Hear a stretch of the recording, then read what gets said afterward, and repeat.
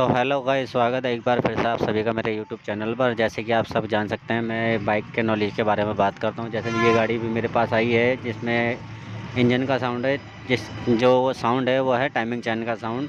अगर किसी भी गाड़ी में इस तरीके की आवाज़ आती है तो समझ लीजिए वो टाइमिंग चैन का साउंड है। किसी भी मैकेनिक से अगर आप कराते हो गाड़ी तो उसको बोलना कि भाई पहले मुझे खोल के दिखा दो, ये टाइमिंग चैन का साउंड है या वैसा कोई दिक्कत है। और अगर किसी को ऐसी नॉलेज लेनी है या कोई बात करनी है मुझसे पर्सनली, मुझे फ़ोन कर सकता है। मेरे यूट्यूब पे मेरा नंबर डला हुआ है, आप कभी भी मुझसे कांटेक्ट कर सकते हैं।